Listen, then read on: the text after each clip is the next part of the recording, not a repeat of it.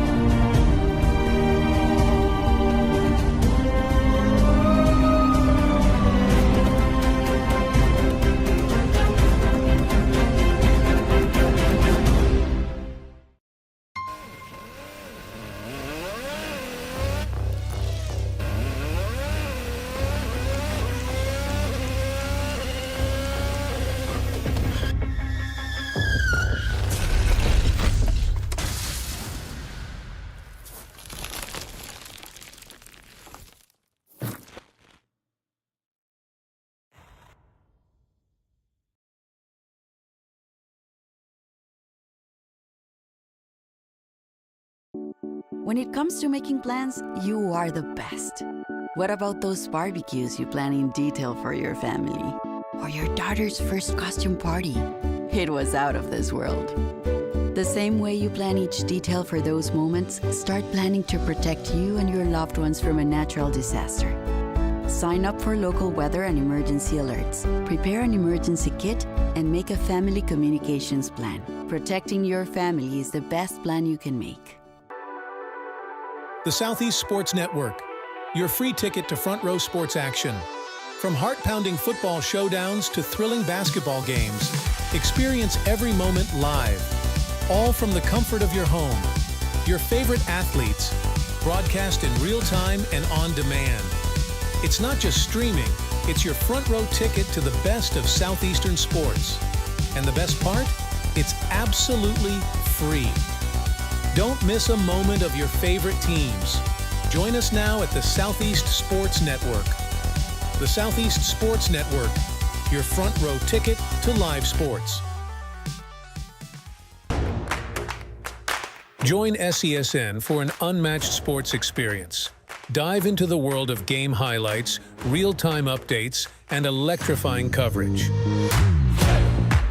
With SESN, you're not just watching sports, you're living them. Be the first to know, the first to see, and the first to share every big moment. The Southeast Sports Network, where sports come to life. The story of the United States has been written for centuries. Penned by millions of authors, written in every language, from every perspective. With every chapter as unique as our people and our land. Our story is one made up of many. Find yours in the USA.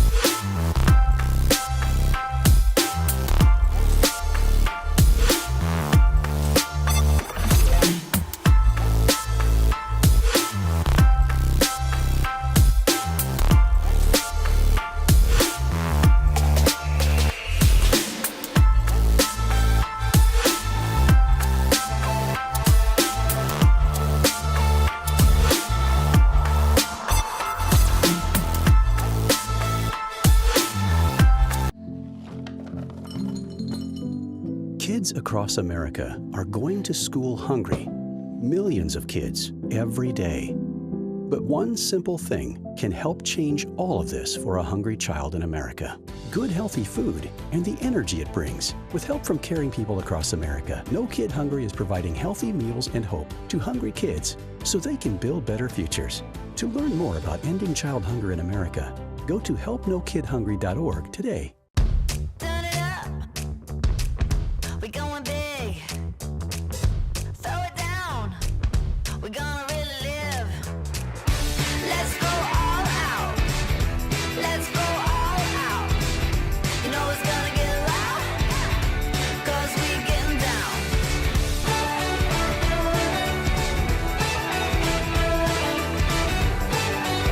Your vacation is now playing in Tennessee.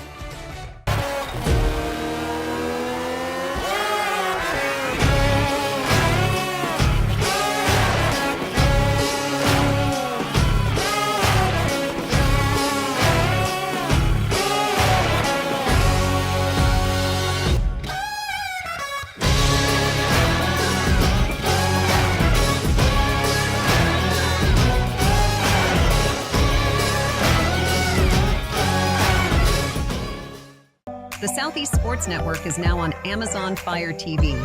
Now you can download the SESN app and watch on any Amazon-enabled device, such as your Fire Stick. The easiest way to download the app is to go to our website, find the Watch SESN tab, and click Fire TV app. Then just select your device from the list. That's it. Free and easy. Enjoy watching the Southeast Sports Network on your Fire TV, Fire Stick, or Fire Tablet with just a few clicks. The rhythmic sound of more than 500 cascading waterfalls. The endless echo of more than 10,000 caves. The serene silence of 1,000 miles of wilderness trails. The next time someone tells you to get lost, consider it an opportunity. Your vacation is now playing in Tennessee.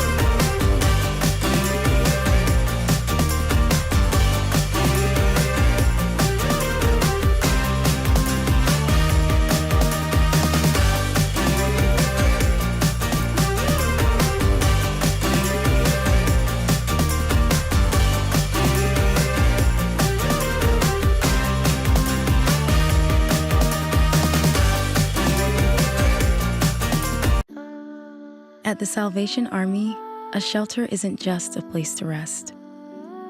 It's a chance to shed layers, let loose, and finally let it go. With your gift, a warm bed is just the beginning.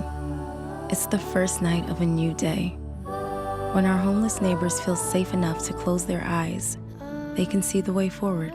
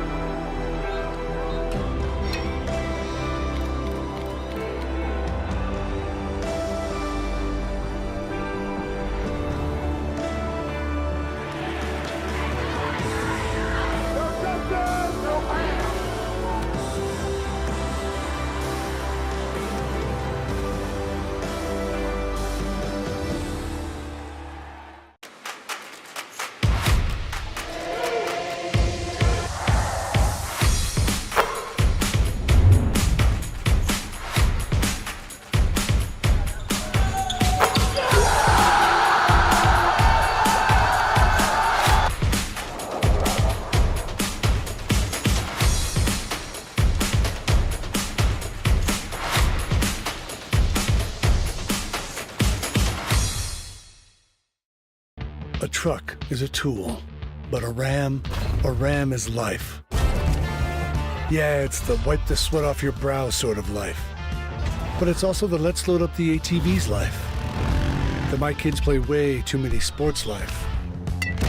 The let's find a secret spot to fish life. That looks nice. Innovations, comforts, and powertrains built to power all the lives you live. Ram. Want to watch your favorite Southeast teams in action? We've got you covered. Stream live games and highlights on YouTube, Twitch, Amazon Fire TV, Stream TV, and more. For all the details, visit our How to Watch page at sesnsports.com. It's your one-stop guide to catching every play, every time, wherever you are. The Southeast Sports Network, bringing the game to you anytime, anywhere.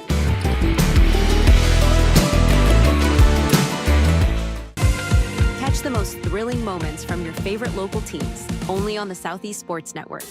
From jaw-dropping touchdowns to game-winning goals, we bring you all the highlights that make the Southeast the heart of sports. Don't miss out. Tune in anytime, anywhere, and relive the action like never before. The action lives on our YouTube channel, but you can watch highlights many different ways by visiting our website. The Southeast Sports Network, where every play matters.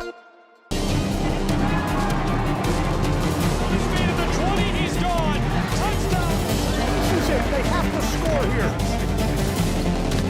We're getting underway here.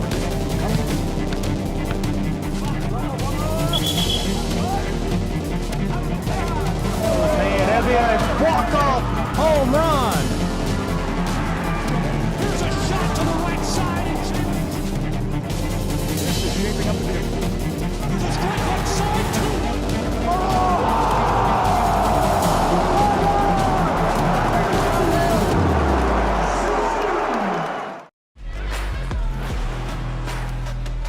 In Kingsport, Tennessee, it's the 2025 Appalachian Athletic Conference Swimming and Diving Championships. The final day has arrived, preliminaries beginning in just seconds here on the Southeast Sports Network. Hi everyone, welcome inside of the Kingsport Aquatic Center. Glad to have you along for the ride. I'm Gabriel Schry for the AAC Championships in SCSN. We're going to have a lot of fun today. Joining me shortly live on the coverage will be Madison Gump. Madison has been electric as an analyst. So glad to have her along for the ride throughout the course of this tournament. She does a wonderful job running things here at the Kingsport Aquatic Center and has really brought this to life. Excited for this final day. I hope you are as well. It's been a really, really good showing for the AAC and all of these programs as we've seen record after record broken. We're ready to get started. We'll talk about some of those records. We'll talk about what to expect today in just a moment. But first, I just want to impress upon you how exciting this has been. This has been a barn burner of a tournament. We've seen so many close races come right down to the wire, and it just seems like the action can't get any better than it has been. But I'm almost certain that it will today as things continue to heat up down the stretch and we get into finals this afternoon. So today for preliminaries, we'll just talk about the first couple of events before we get started. The women's 200-yard backstroke is our first event of the day. There'll be two heats of that. We'll flip and do two heats of the men's 200-yard backstroke. Then we'll move on to the women's 100-yard freestyle and the men's 100-yard freestyle. We won't be in that for long as we flip to the women's 200-yard breaststroke, followed by the men, then the 200-yard butterfly for both genders, and finally the long one, the women's and the men's 1650 free is how we close out prelims this morning, and we'll break until the finals this afternoon. Obviously very excited for the finals, and let's take a look at our leaders entering this final day before we get started. Milligan's women leading by a large margin, 592 points entering this final day. Before we get started with this event, the men's team leading as well by a massive margin, 300 points. More on that in just a moment as we're ready to get started in Kingsport.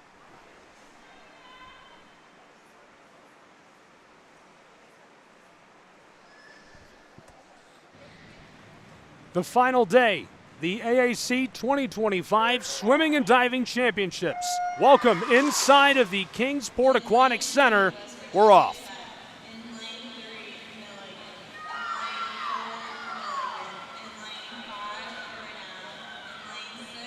.200 yards. This will be a quick event, and this is heat 1 of 2. Mia Wildman in lane number 2, Virginia Rayner in lane 3, Azalea Gabardakova in lane 4, Hannah Tomlinson in lane 5, Anna Alves in 6, and Annabelle Lee in lane 7.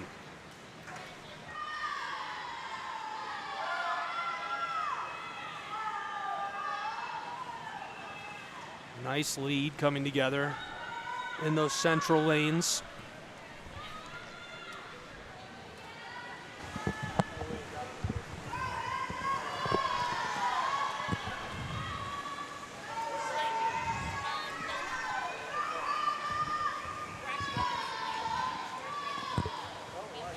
Another solid turn.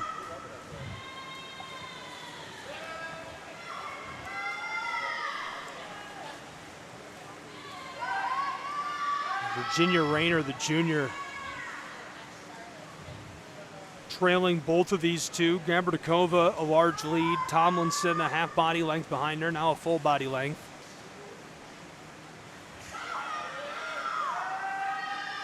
I can't believe we made it to the last day. I can't believe that we made it to the last day. It's been a great morning. We're going to kick off with some fast swims. Again, in the pool is the women's 200-yard backstroke. And we have lane 4 from Milligan just pulling out ahead, just about 2 body lengths ahead on her last, going into her last 25.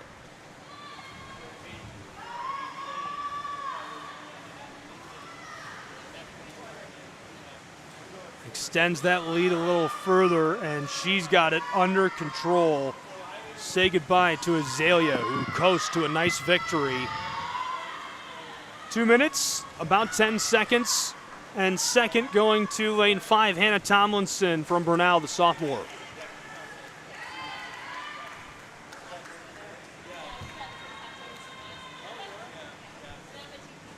Lane 4 coming in first with a 2:10.79. Again, a little bit slower than her seated time with a 2:08.50 was her seated time. But again, we typically see that in prelims. They're saving up that energy, hopefully just getting them a spot in finals tonight. And then she will come back, hopefully tonight, and be able to, you know, push out and hopefully get a place on the podium.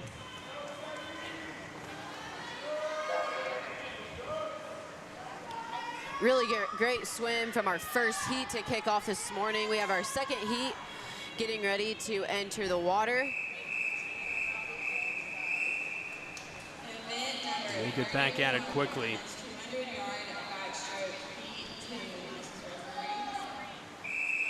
Five more records yesterday. Yes.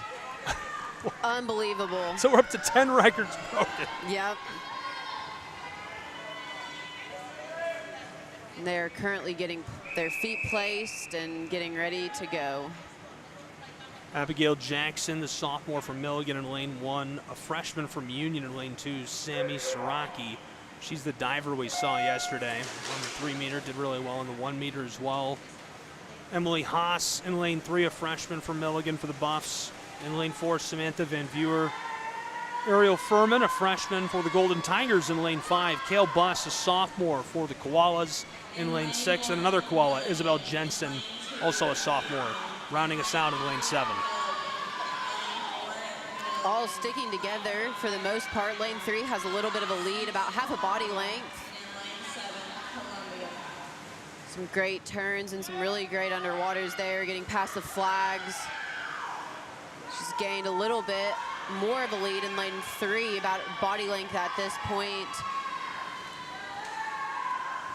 And this is a 200 backstroke, so again, it is mid-distance. There's some pacing that goes into it and sprinting as well. She's definitely pulled out ahead, more than 2 body lengths. That was quick. Yes, very quick. That was a really nice turn, which was able to give her more of that lead. And in this event specifically, in these 200s, you have to nail those turns. If you have one bad turn, it can really set you back. So again, making sure that you get your feet on that wall and get off of it really well is very important in these 200s. Talking about the underwater, when you see a nice underwater, is that something that's more of a talent than an acquired skill? Is that something that you just are good at naturally, or is it something you can work on? It is something that you can work on, but for the most part, I mean, it's a talent to have a really good underwater, especially in backstroke. Knowing when to break the surface and break out into that stroke is very specific and very timely as well. So again, backstrokers and those underwaters, they're just, it's a talent that they all have, and that's why we're seeing lane 3 being able to pull out so far ahead. I mean, she is a backstroker. She's a 200 backstroker, and you can tell that this is what she does. That's amazing. What a finish as Haas comes through with the power, finishes very strong, a commanding victory.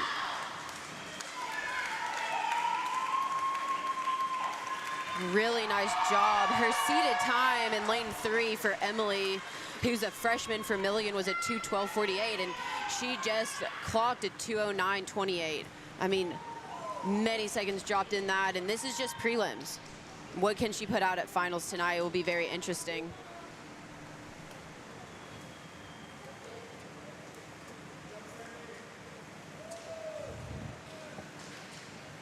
We got our men's 200-yard backstroke coming up, our first heat. We'll see how the men kind of set the tone for this morning for the men's events.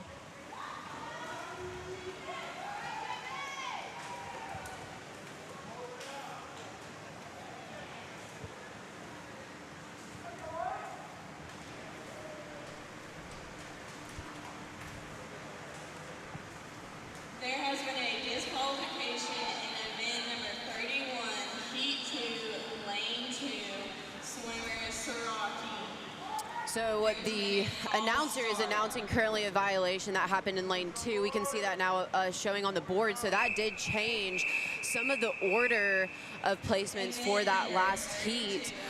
Lane 2 is disqualified. I'm not sure exactly what the violation was. I'll have to check with the announcement desk and we can get back to you on what that disqualification was for lane 2.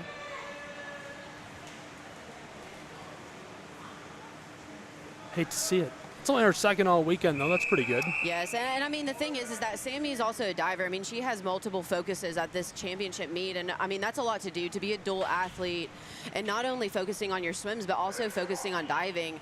I mean, that's a hard thing to do for any athlete. So, I mean, kudos for Sammy for getting in, being able to put the work in on the diving board the last 2 days. I mean, and showing up for herself, putting in the work. I mean, no matter what, she deserves that kudos because not a lot of people could do that. Definitely a grinder. In lane 2, we've got Adam Bankston, a junior from Milligan. A U-Pike Bear in lane 3, Bryce Barton. As we get through the turn, Zombie Sapaki, a sophomore out of Union for the Bulldogs in lane 4. Morgan Rosella, freshman from Milligan in lane 5. And running us out in lane 6, Jaden Bearden, a junior from Milligan.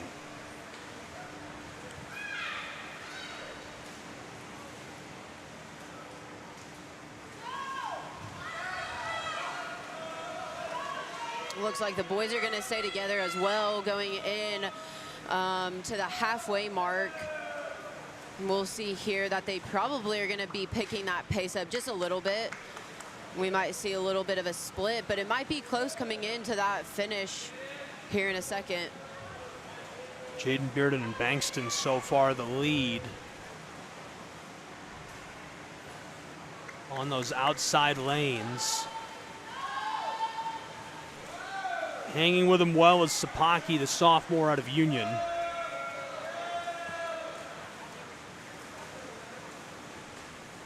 Really good turns and good underwaters coming up.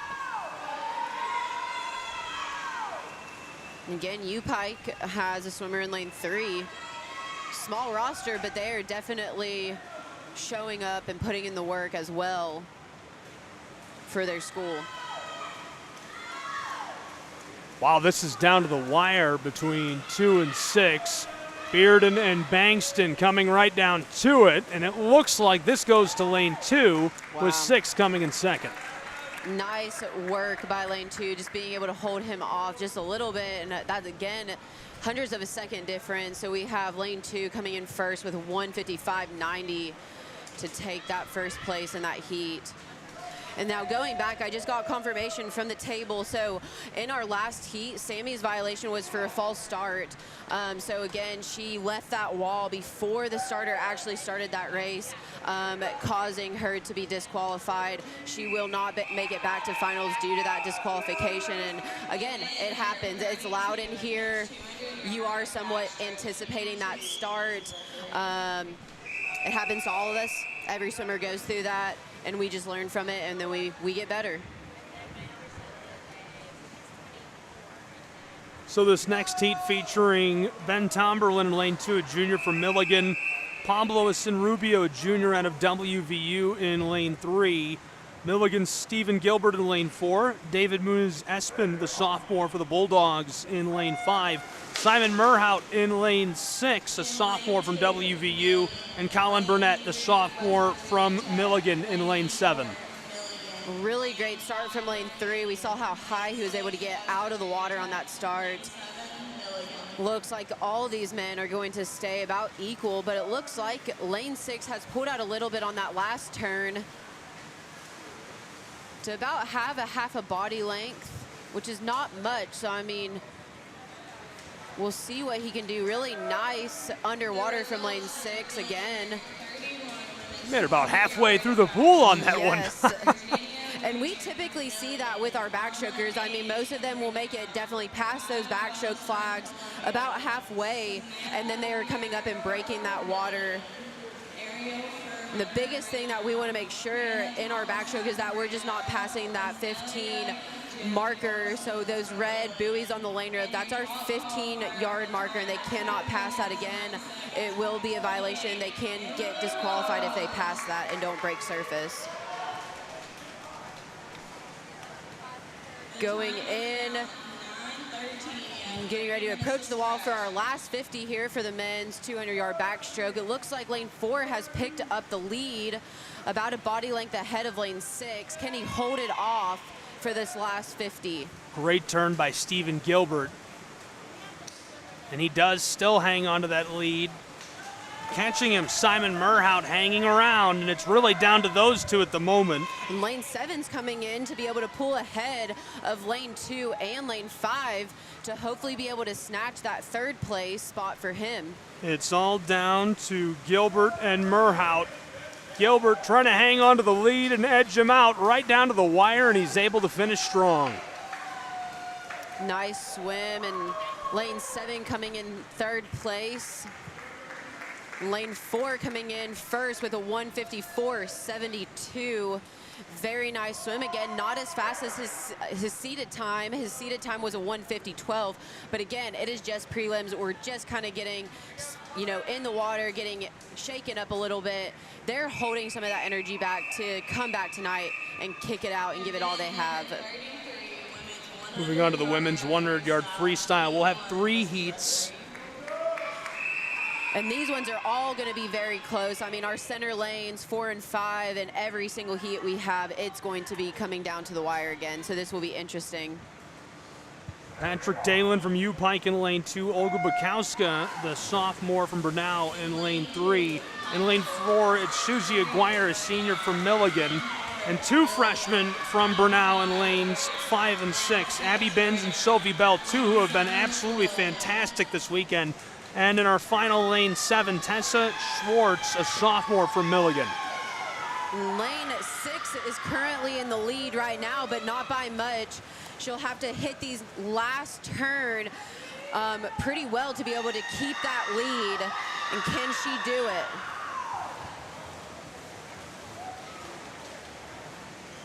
Lane 6 and lane 5 are going to battle it out on this last 25 to see who can come to that wall first. Very close. She's got a half a body length, maybe losing some ground. Trying to hang strong. Sophie Bell looking to finish first. Second place, a toss-up. Bell finishes first, and that was very close between our competitors Bukowska and Binns. Nice swim by all three girls. Lane 6 coming in first, a freshman from Brunel, and she came in with a 54.41. I mean, that is a 4-second drop. Really great swim by her. Definitely will probably get her a spot in finals tonight. Sophie Bell was great yesterday. Yes. We come to expect that out of these athletes. They're so good. Abby Binns was another one yesterday that really impressed me. Mm-hmm. The second heat, Isabel Jensen, a sophomore for the Koalas in lane 2. Isadora Silveira A. Silva, a freshman from Union in lane 3. Sophomore from Union, Lise Poussant in lane 4. Liz Mahan in lane 5, a senior from Milligan. 2 from WVU rounding us out in lanes 6 and 7. Angie Arenas Flores in 6 and Julia Colombo in lane 7. Right now we have lane 5 in just about a quarter of a body length, not even half, coming off that wall. She's going into her last turn here, and can she pull out just a little bit from lane 4?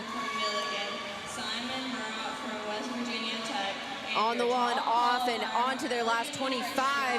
It's going to be a battle between lane 4 and lane 5 coming into this last wall. Oh, goodness. It's right down to the wire between Poussant and Mahan. Photo finish. Wow. And looks like lane 4 took the win, a sophomore from Union, with a 54.71. Really great swim. I mean, hundreds of a second difference, fingertip touches.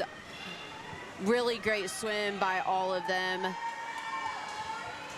And a nice time by Poussant. Yeah, you're right. That is 1/10 of a second difference. That's crazy. Yes, and I mean, that is as simple as just an extra kick, one less reach, a farther reach to the wall too, maybe one last breath. I mean, that's really where these sprinting races come down to, should I take a breath or not? Should I, lengthen my stroke or not? So it's definitely very technical. Heat 3. Anna Elvis in lane 2, a Golden Tiger out of Brunel. She's a freshman. In lane 3, Abby Paul's a freshman from Milligan. 2 sophomores in a row, one from Union, one from Milligan in 4 and 5. It's Dori Hosa and Madison Akbari. Akbari dug deep, looked great last night. A freshman from Brunel in lane number 6, Emily DiMaggio, and Madeline Smith out of U-Pike rounding us out in lane 7. Wow, this is going to come down to the wire between lanes 4, 5, and possibly 3. I mean, she's not far away. But like you said, Akbari yesterday, I mean, she's putting in the work this weekend, and she had some incredible swims yesterday. We're glad to see her back in the water for this 100, and can she pull through? Tight finish coming. Another one right down to the wire. 4 and 5, a photo finish. This is going to be a 1/10 of a second as well. Wow, great swims across the board for all of the 3 heats of the women's 100 freestyle. Looks like lane 5. That's Madison Akbari. Brought it home with a 54.31. Just a couple seconds dropped from her seated time. Really nice job from lane 4 as well, coming in second with a 54.53. Again, hundreds of a second. I That's mean, impressive. we are so close in these. Finals is going to be interesting. Well, and it's hard to get in commentary about what we're seeing, but we've talked about execution all weekend, and this is a prime example. Yes. Tenths of a second, it's all down to the fundamentals. Yes, and these hundreds, and we're going to see it with these guys right now, they're getting up on the blocks. I mean, the execution of the dive, the start, the underwaters, the breakouts, it's so technical, and I give kudos to these sprinters because sprinting is a hard thing to do. I don't know if I can get through all these lanes in time. River Rockhold in 1, Stefan Merkel in 2, Bryson George in 3, Michael Rinaldi in 4, Cesare Lehman in 5, Noah Manias in 6, Jacob Robato in 7, and Spencer Hall rounding us out in lane 8, and we are moving quick. And we got a freshman in lane 4, Michael from Milligan. Again, his first year swimming with Milligan. And can he hold it for this last 25? I mean, he is fingertips ahead from lane 5, sophomore from Union. He's able to pull it out, and he definitely will clinch that win for this heat. Very nice work. Very close finish for the freshman. Michael Rinaldi hangs on, the sophomore Lehman right behind him. River Rockholt bringing the heat as well in lane 1. Yes. Lane 4 coming in with a time of a 46:55. Absolutely insane. I don't even know if I could walk that fast. I don't think I do. I don't think I do much that fast. I'm definitely. I mean, after the lineups today, I'm gonna have to take a nap. I mean, shoo. We have our second heat up on these men's 100-yard freestyle. Ready to go, and another deep one. 8 lanes. Let's go through them. Alvaro Iglesias in lane 1. In lane 2, it's Zane Whitaker. Toby Edwards in lane 3. In lane 4, Paxton Smith, who was just electric yesterday. Following him in lane 5, Sergio Tudor. Lancelot Javel in lane 6. In lane 7, it's Noah Jackson. And in lane 8, Cole Brusher. Really nice turnout from lane 8. I mean, lane 8 is definitely going to give lane 4 a run for his money here on this last turn. Can he catch him enough? Smith and Brusher off the turn. Smith looks like he's got a half a body length over in lane 4. Brusher right behind him in lane 8. Lane 3 trailing, and Paxton Smith hangs on with a nice turn down to the wire for 2, and Brusher is able to secure the place. Wow. Really great swim from that side end lane from lane 8. And lane 4 coming in first with a 45.80. Really nice job. He dropped about a second off of his time. Really great job from the men. We have one more heat, I believe, of the men. We're already flipping to our second page of this morning. We're flying through this. Flying through it is an understatement. We are cooking. Yes.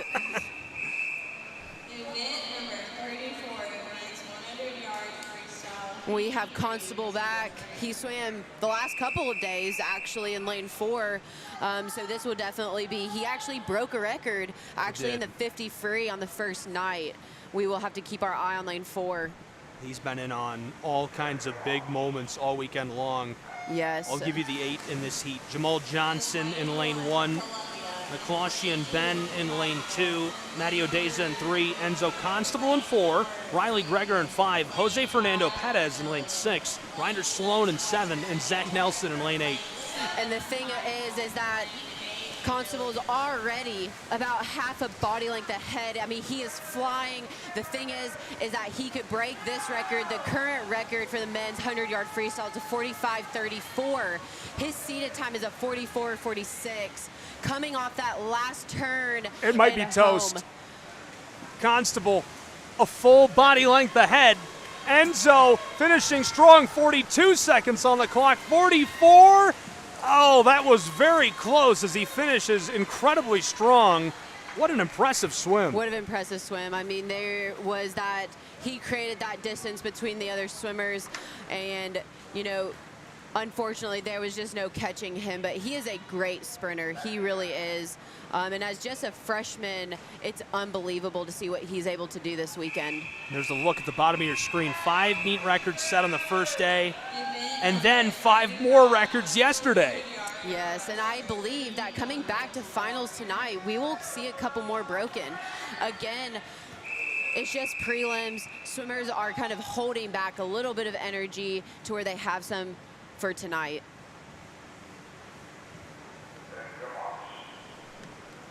We've moved on to the 200-yard. We are in breaststroke now. Again, another mid-distance, 200 yards. It's 4 lengths of a 25-yard pool. We are kicking off with the women's currently. This first heat includes Marilla Rutgliano in lane 1, Sabrina Shiavin in lane 2, Daniela Bohr in lane 3, Tegan Jose in lane 4, Phoebe Leichte in lane 5, Virginia Rayner in 6, and Lucy Ellisor rounding us out in lane 7. And in breaststroke, you know, again, this is another technical technical stroke, we want to make sure that we're seeing those 2 hand touches on the wall, a good underwater pull out. They have to make sure that they don't double kick on that pull out, because we saw that violation happen yesterday with one of the men's. So again, very technical stroke. Really good work from our center lanes, 4 and 5, staying right together. We have 2 Milligan swimmers swimming. Jose and Lichty finishing strong on this pass. They're way out ahead.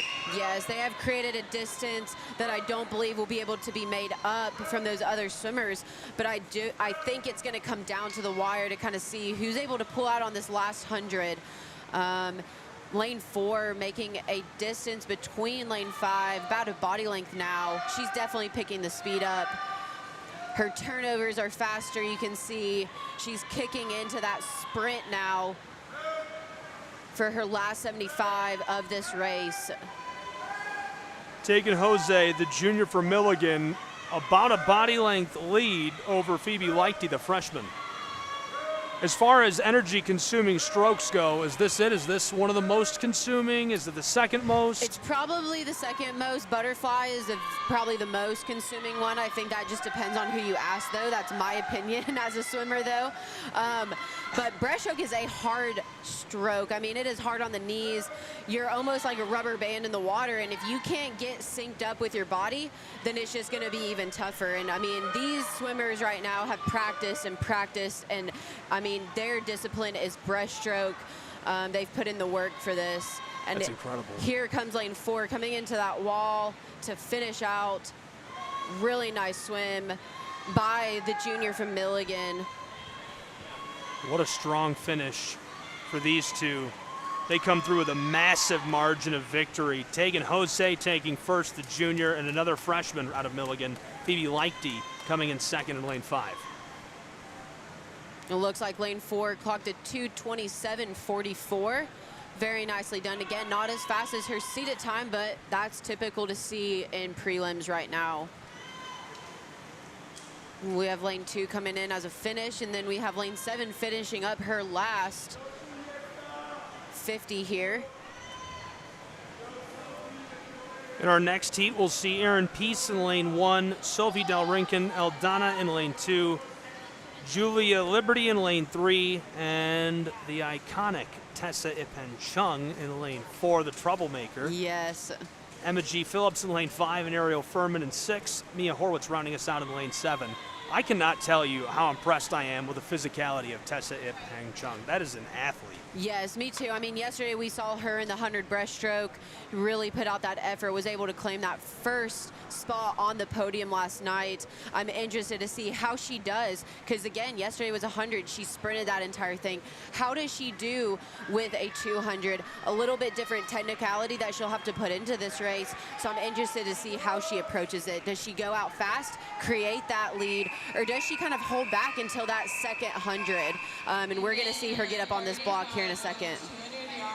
I'm a big sports nerd. I'm the kind of guy that, sees LeBron James and says, I wonder if he played soccer, what that would be like. Or if Drew Brees had pitched in the MLB. Yes. I wonder what she would be like playing another sport with that level of athleticism. Absolutely, and I mean, a lot of these athletes, I feel like that they could do multiple sports just because they are so athletic. It's built in them. I mean, they've grown up doing some type of sport. Most of them have been growing up swimming, which is why they're here today. It's just so interesting to see these athletes. I mean, again, we have 2 dual athletes, our 2 divers, they're also swimmers, and that's just absolutely amazing that they're able to do 2 things and also be a student on top of that. Very hard to be a successful athlete and be a good student, and obviously that's true for every team in this league. It's very impressive stuff.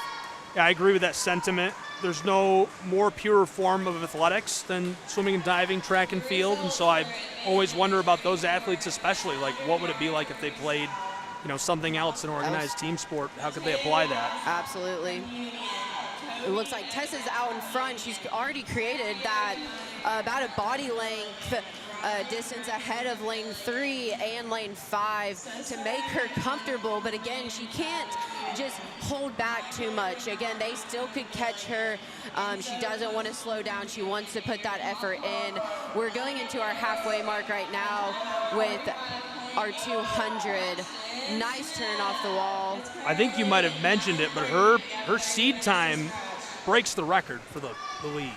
Yes, it does. And, you know, will we see that this morning? I don't think we will, but again, she could surprise us. But this afternoon, Tessa's going to come in, and she's going to be coming in hot. And we might see her claim that record and possibly get back onto the podium. And good for her. I mean, she is a senior. This is her last year of being able to swim. And, I mean, she's putting in the work, and she's showing it this weekend. Coming into our last 50 here. Again, she is more than 2 body lengths ahead of her other opponents. Lane 3 and lane 5, though, are going to battle it out for that second spot on that wall. Those two are very close, within half a body length in 3 and 5. And again, that's Liberty and Phillips who are flanking Tessa. And it looks like the Bulldog in lane 5 from Union is about a half a body length ahead of her. I think it's actually, yeah, it's her teammate in lane 3. We will see them duel it out here at the end. Tessa coming in very comfortable, definitely going to claim that first place spot on the wall and for tonight's finals. Extremely strong finish, right down to the wire between 3 and 5, and Phillips is able to come through with a strong finish and claim that second spot. Nicely done. Tessa hitting that wall on a 2:28.38. Very nice job again. Not close to that record yet, but her seeded time is. I will be very excited to see her back tonight at finals. Really awesome job from all the girls in the 200 breaststroke. We're going on. Our next up is the men's 200-yard breaststroke. Lanes 2 through 7, Corbin Peters, Luke O'Mara, Xavier Trevesi, Jack Allen, Sebastian Galvez, and John Cox. WVU well represented, 3 athletes in this. That's Peters, Trevesi, and Galvez. The Bulldogs have 1, O'Mara, and 2 for the Buffs, both juniors, Allen and Cox. And we saw Xavier Trevesi digging it out deep last night. What a turnaround, by the way. Yes, I mean, again, Trevesi swam yesterday. He had to go back to his hotel, sleep, eat, and then back in the pool this morning. The fact that he's able to do that and putting out what he is this weekend, I mean, it's absolutely insane. What an athlete we have here. And he's definitely going to be having a running for his money right now, because we have lane 5 that's not too far away from him, and also lane 6 as well, pulling it out. We will see on this next 50 going into our next turn if they can grow that lead or not. Really good turn from those two in the center.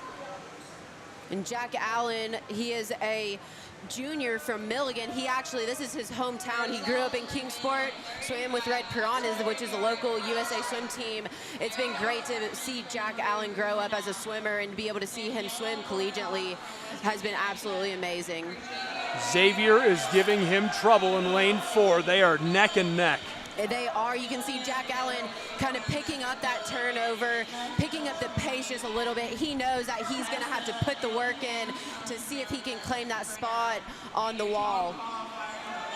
Very nice pull out from Trevesi in lane 4, giving him a little bit of a lead, but Jack Allen is able to catch back up with his swim.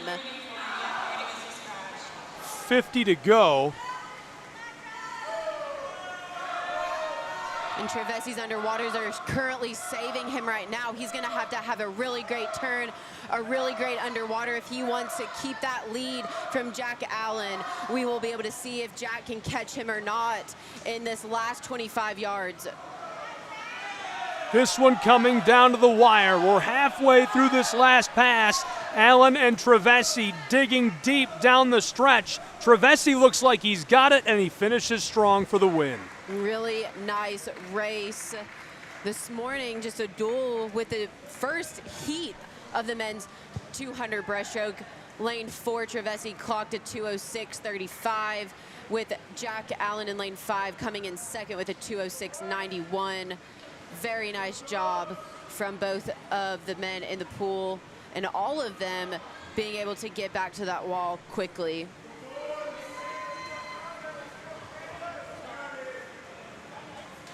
We have lane 2 coming in for finishing it. We'll get our second heat up on the blocks here in a second. We saw Xavier Travesi show out last night right before we wrapped up. Yes. I don't think we expected any different.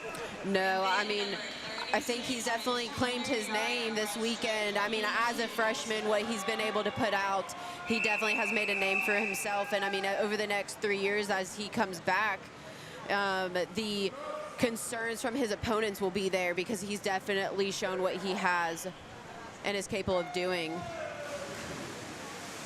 One more in this heat. It's A.J. Strilo in lane 1, Luke Colbank in 2, Dimitri Bullock in lane 3, Robert Adam in lane 4, Caleb Fry in lane 5, Jaden Lynch in 6, and Thomas Remley in lane 7. Caleb Fry, another name that has been all over the recaps. Yes, and Robert Adam has also had a couple of good swims this week, and another freshman from Milligan. We're definitely going to have to keep our eye on those center lanes once again to see who can claim that first spot on the wall and coming in tonight for finals, who will have that top seeded time. Next couple of events, the women's 200-yard butterfly and the men's 200-yard butterfly. I'm glad I have another coffee because those are going to tire me out to watch. Yes. Then we get to the really tiring work. The 1650. Yep. The longest race of them all, 1 mile swim, 66 lengths of our 25-yard pool. Or if we want to shorten it a little bit and look at laps, they have 33 laps. I don't know which one makes it better. That does not make it better. No, that sounds, 33 sounds like a lot of anything. Yes. You got to walk up the stairs 33 times. You got to bench the weight 33 times. You got to go for 33 jogs. That's a lot. That's a lot. And we're coming in, lane 4 still in the lead, but just by half a body length. We're going into our last 50 here of the 200 breaststroke for men.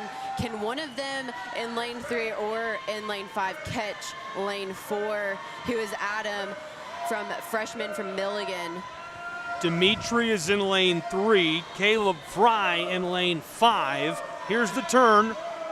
Robert Adam looking to gain some edge off the turn, and it doesn't look like he's able to create any additional separation. He's still got half a body length for the moment. Fry is giving him trouble in lane 5, looking to finish strong right down to the wire, and he's able to do so as Fry takes second handily. Very nice recovery from lane 5. I mean, he was definitely able to pick up and close that gap between lane 4. I mean, that was definitely a great race. Lane 4 clocked a 2:05.65, with lane 5 coming in second with a 2:06.09. Very nice job from all the men in the pool. And we have lane 7, a swimmer from Columbia, who is finishing it up and bringing us home for this men's 200-yard breaststroke.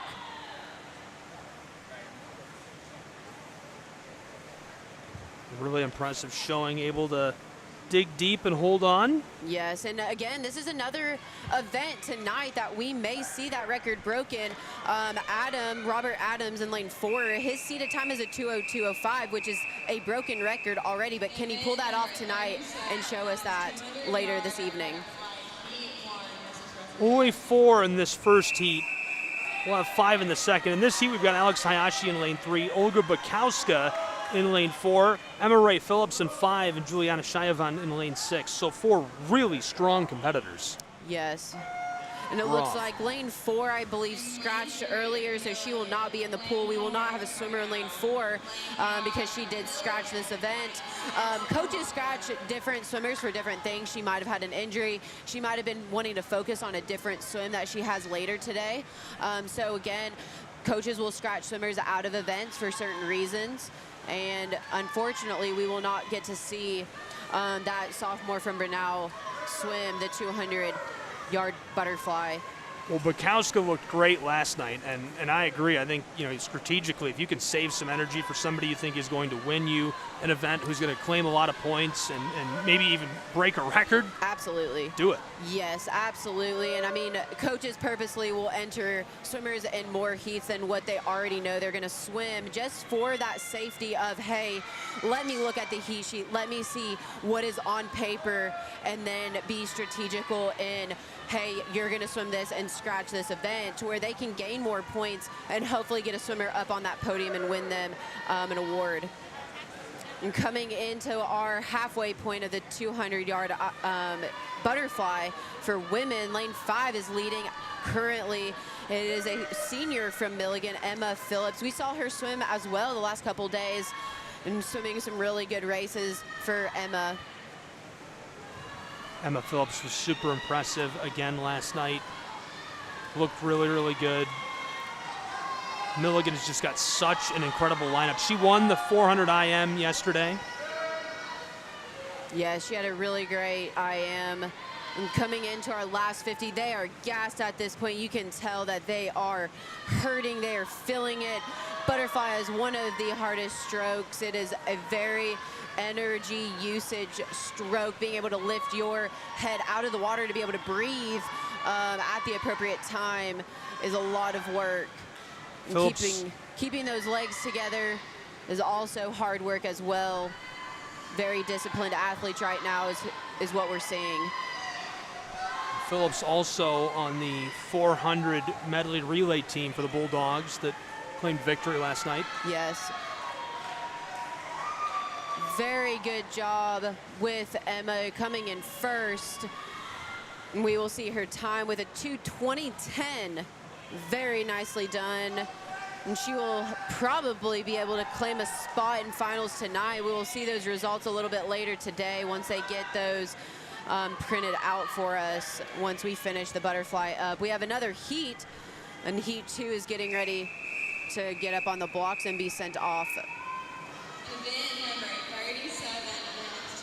Emma Ray Phillips taking that heat. Our next heat, 5 competitors, barring any more scratches.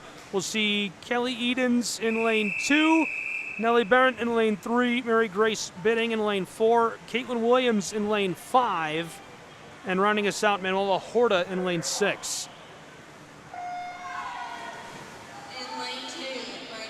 Nice entry, nice underwater. As you can see those dolphin kicks underwater, about getting them halfway.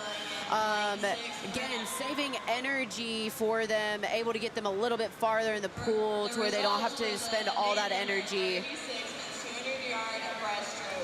Lane 4, Mary Grace, junior from Milligan, is killing it at this point. I mean, in that first 50, she clocked a 27.83. Absolutely amazing that she can sprint the first 50 of butterfly. She still has 150 to go. Growing that lead from her other opponents, about half a body, or about a body length now from her opponents. Very nicely done. We have second place looking like lane 3, a swimmer from Brunau, also freshman.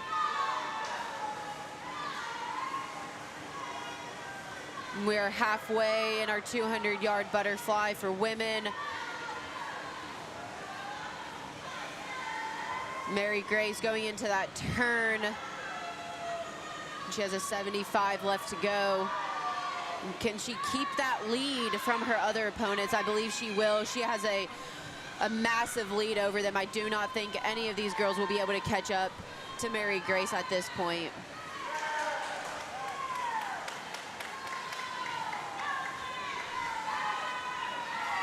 And this is definitely going to get her a good spot in finals tonight, you know, possibly getting her one of the center lanes, which are going to be, you know, the lanes that you want to be in for finals is those center lanes, so you can see your opponents next to you. They are the faster lanes. You don't have to worry about being on the side, not able to see all of your opponents. And she is definitely hurting. Her arms kind of getting a little bit shorter, and she makes it to the wall, claiming first place for the women's 200-yard butterfly in heat 2.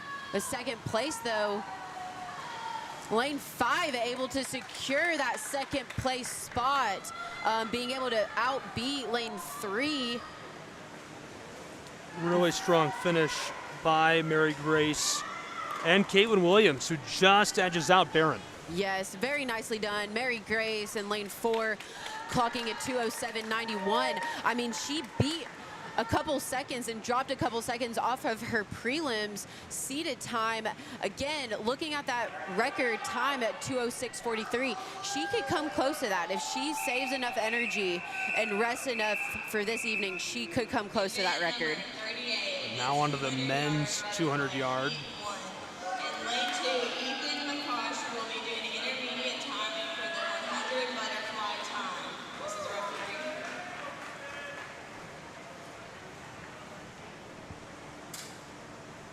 And I believe what the announcer was saying, and I will confirm that with the table here in a second, is that Ethan in lane 2 is going to be trying for a time for 100 butterfly, which a lot of swimmers will try to do that. Whenever you're swimming a longer race, you are able to try for a shorter race this time. So he's trying for the 100 butterfly. You're going to see him sprinting at this point. He's going to be the first one out of the bag because, again, if he's going for a time, it might be a provisional time, it might be a national cup, but I mean, he's going to be flying, and then we're going to kind of see him, you know, settle off once he ends that 100 mark. He's going to stop sprinting, but he still has to finish out his 200. He cannot stop. He would be disqualified, and the time would not count.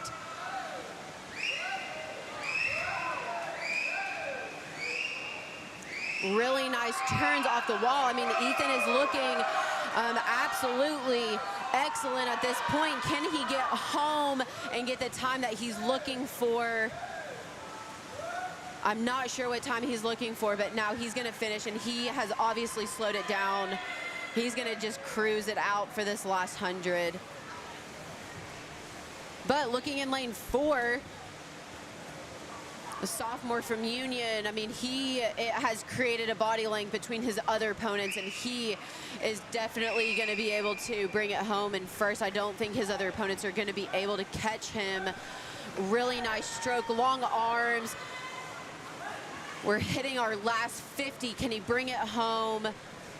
Really great underwaters. I mean, he's still making it about halfway on his underwaters, which is really nice to see. He's saving some of that energy. Solid turn. Look at how far out ahead he is. That's just amazing. Back-to-back heats with a huge margin of victory. Very nice ending on that one, and it looks like lane 7 might bring it home for second place. Again, end lanes kicking it out this weekend. We've had a couple just approach on us at random times. That's why you can never, you know, not keep your eye on those end lanes. I mean, you just never know what they're going to do. Malik Beard takes first in this heat of the men's 200-yard butterfly, followed by Nolan Hill, a freshman out of Milligan. Union Bulldogs get a couple points. Yes. Event number 38, men's 200-yard butterfly. On to the men's 200-yard heat 2. Carmine Bernardo in lane 2, Nate Holleran in lane 3, Gellert Zedlak in lane 4, Andre Bazada in 5, Isaac Valance in lane 6, and in lane 7, RJ Brummett.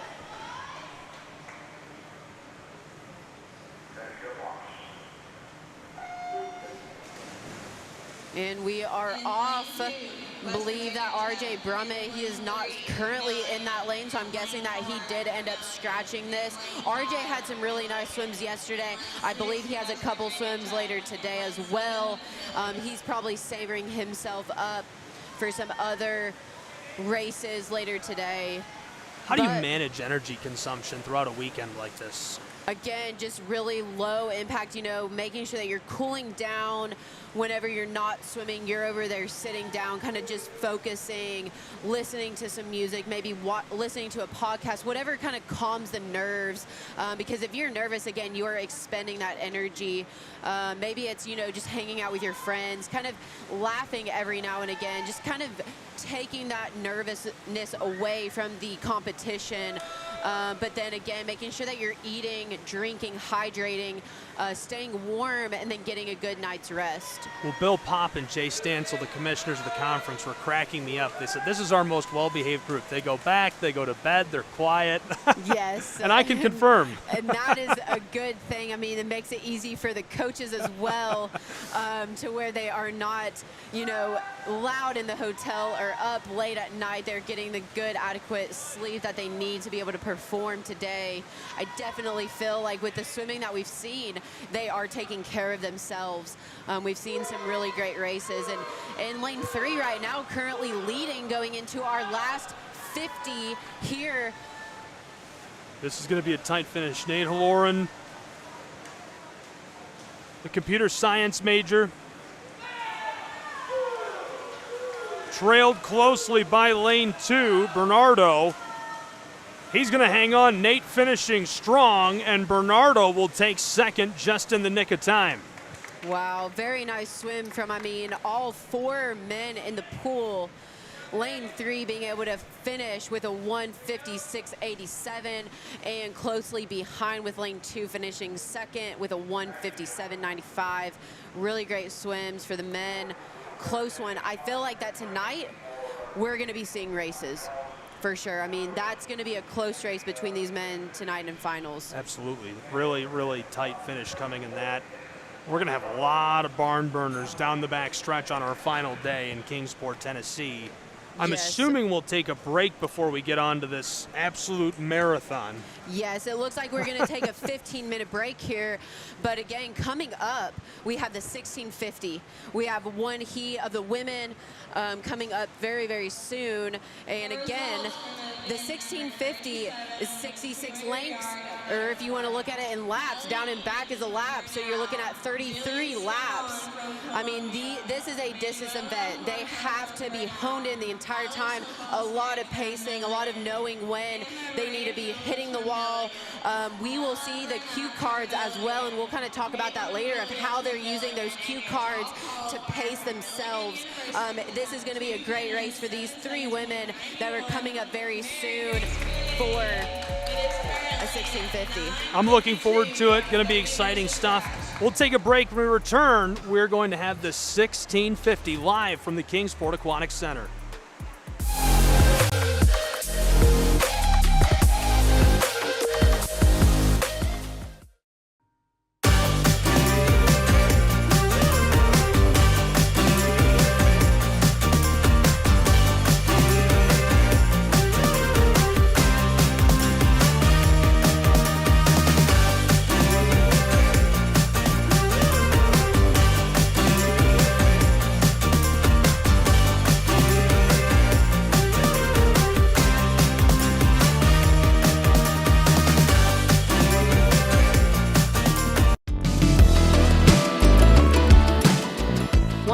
Favorite Southeast teams in action? We've got you covered. Stream live games and highlights on YouTube, Twitch, Amazon Fire TV, Stream TV, and more. For all the details, visit our How to Watch page at sesnsports.com. It's your one-stop guide to catching every play, every time, wherever you are. The Southeast Sports Network, bringing the game to you anytime, anywhere.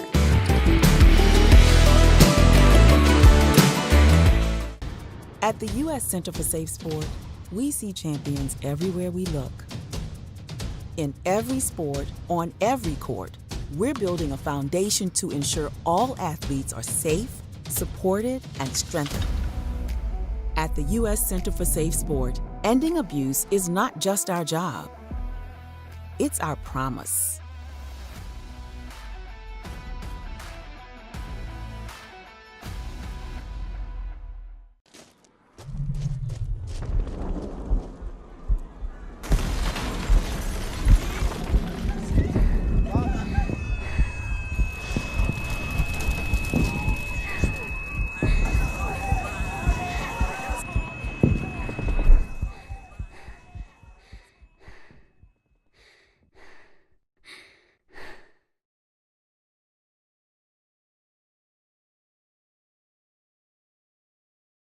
A truck is a tool, but a Ram is life. Yeah, it's the wipe the sweat off your brow sort of life. But it's also the let's load up the ATV's life. The my kids play way too many sports life. The let's find a secret spot to fish life. That looks nice. Innovations, comforts, and powertrains built to power all the lives you live. Ram.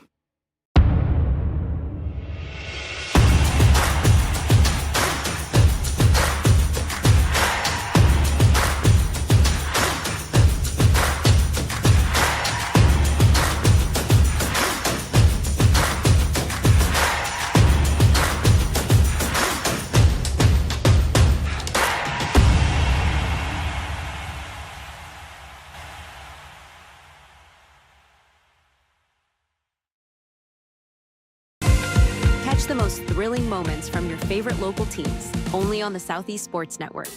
From jaw-dropping touchdowns to game-winning goals, we bring you all the highlights that make the Southeast the heart of sports. Don't miss out. Tune in anytime, anywhere, and relive the action like never before. The action lives on our YouTube channel, but you can watch highlights many different ways by visiting our website. The Southeast Sports Network, where every play matters. The Southeast Sports Network, your free ticket to front row sports action. From heart-pounding football showdowns to thrilling basketball games, experience every moment live, all from the comfort of your home. Your favorite athletes, broadcast in real time and on demand. It's not just streaming, it's your front row ticket to the best of Southeastern sports. And the best part? It's absolutely free. Don't miss a moment of your favorite teams. Join us now at the Southeast Sports Network. The Southeast Sports Network, your front row ticket to live sports.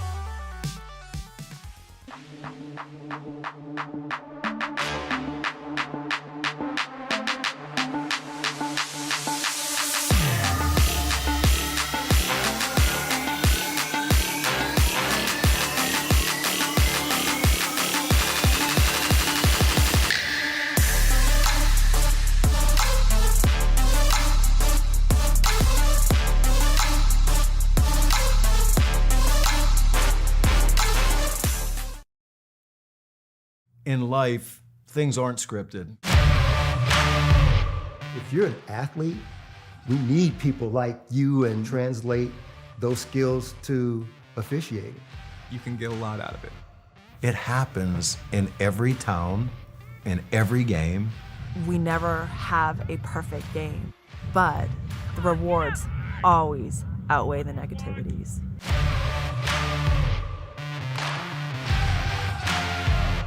My character, Shazam, knows all about growing up in a family full of teenage superheroes. They're bold. Where's everyone going? To fight crime. Okay.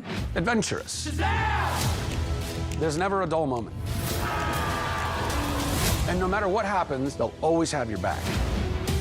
All they need is a place to grow and be themselves. And the best part is, you don't have to be a superhero to adopt a teen. Learn more about adopting a teen from foster care. Visit adoptuskids.org. You can't imagine the reward.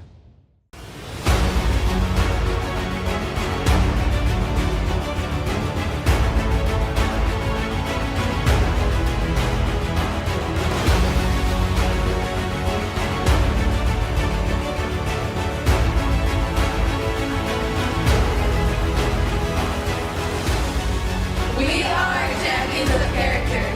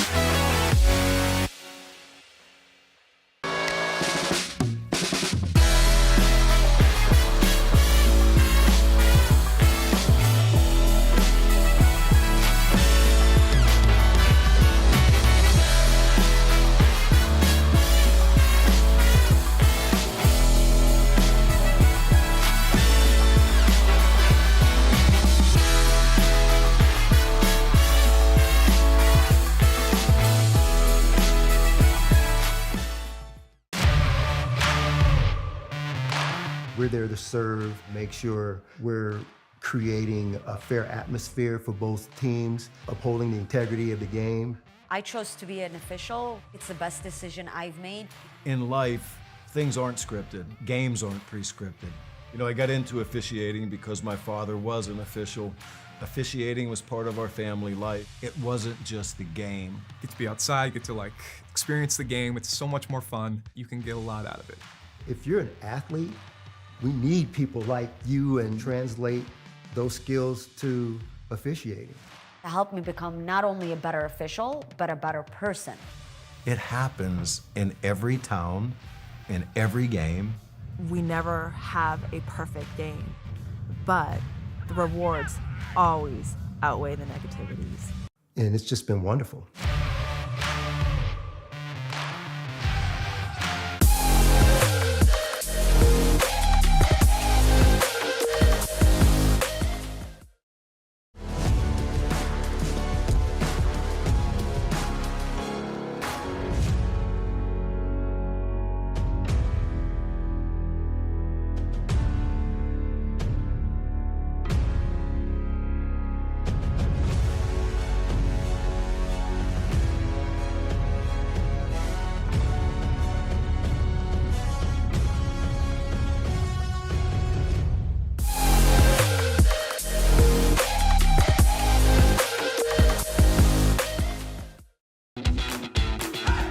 Welcome to SESN, your ticket to the front row of the sports world, covering local, regional, and national events.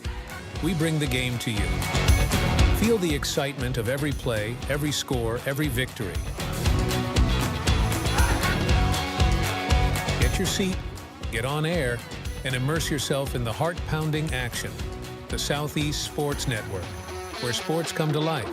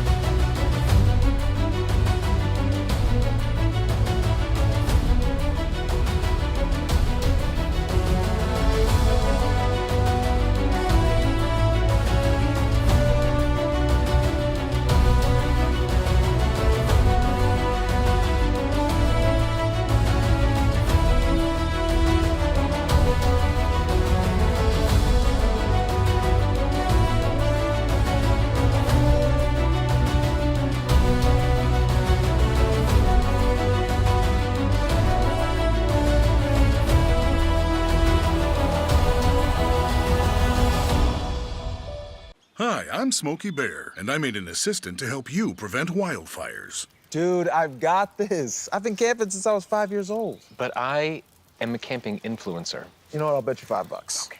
Assistant Smokey, what is the best way to put out a campfire? To put out a campfire, drown with water, stir, drown again. Then make sure the fire is out cold by feeling with the back of your hand. Wait, really? I'll take the $5.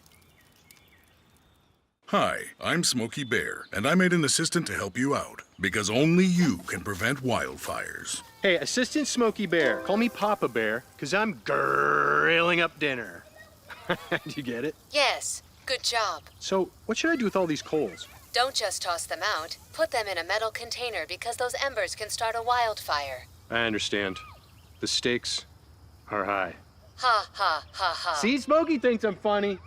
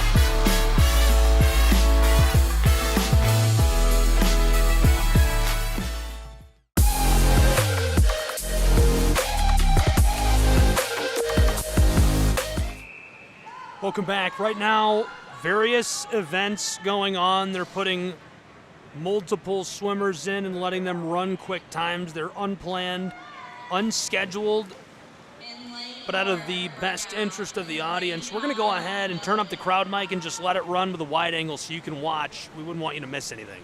Enjoy.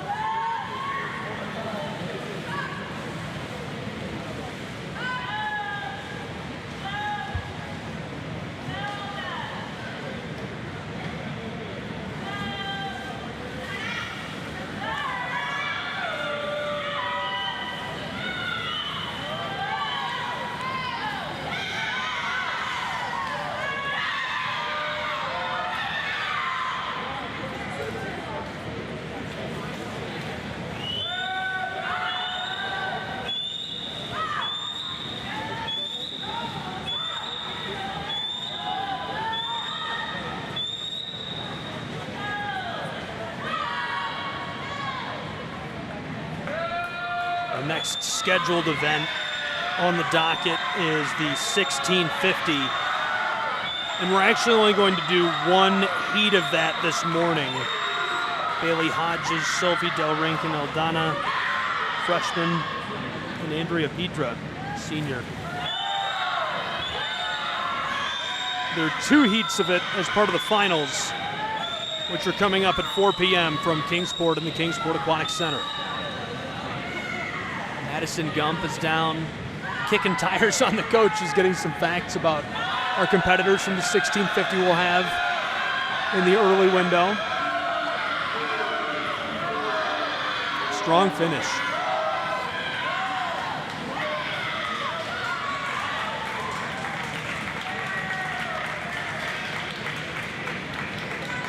And Milligan entered the day in control on both sides. The women's team leading 592 points when we started prelim today. Union Commonwealth University trailing 451. Event 309. Milligan in control on the men's side as well. We're running a 50-yard freestyle.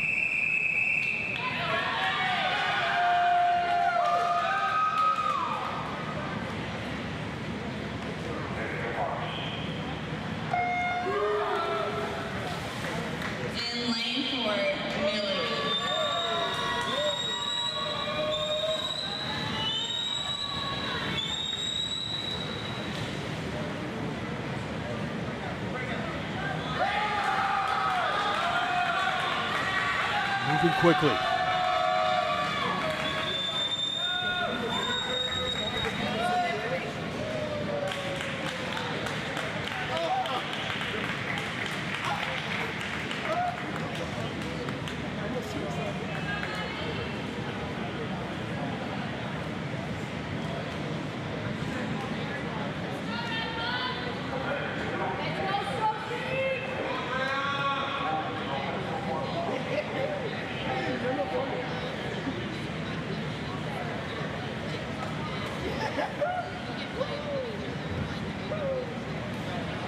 There will now be a 15-minute break before the 1650.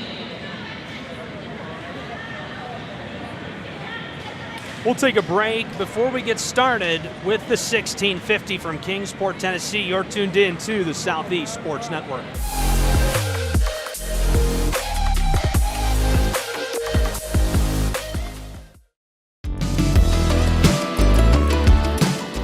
Want to watch your favorite Southeast teams in action? We've got you covered. Stream live games and highlights on YouTube, Twitch, Amazon Fire TV, Stream TV, and more.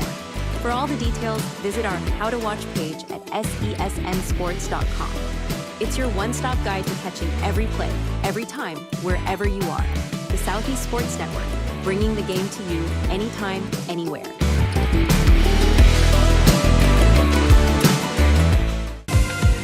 the most thrilling moments from your favorite local teams, only on the Southeast Sports Network.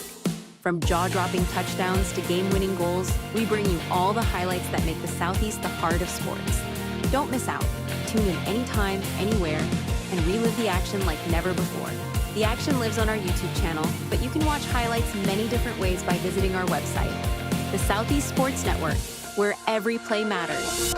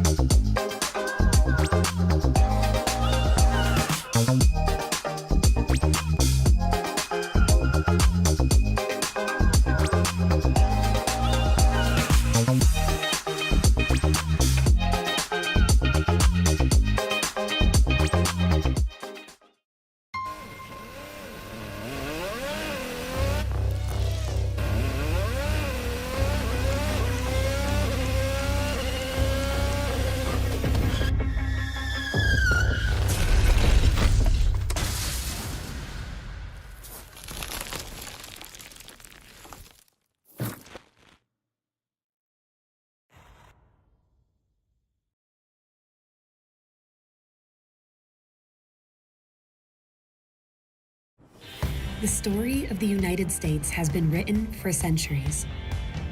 Penned by millions of authors, written in every language, from every perspective. With every chapter as unique as our people and our land. Our story is one made up of many. Find yours in the USA.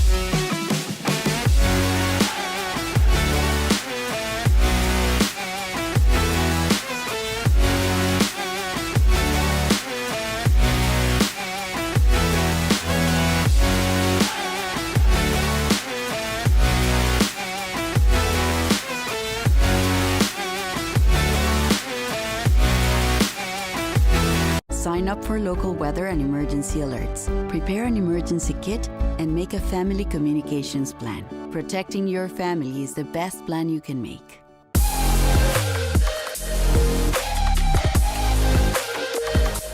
Welcome back. We are just getting started with our combined heat, and it's our last event of the prelims, the 1650. 3 female swimmers, 1 male. Yes, we are kicking off with our 1650. Again, this is 66 lengths of this pool. This is 1 mile swim. You will see right now we have a combined heat. 1 male swimmer in lane 7. They're from West Virginia Tech. And then we also have 3 female swimmers swimming in lane 5.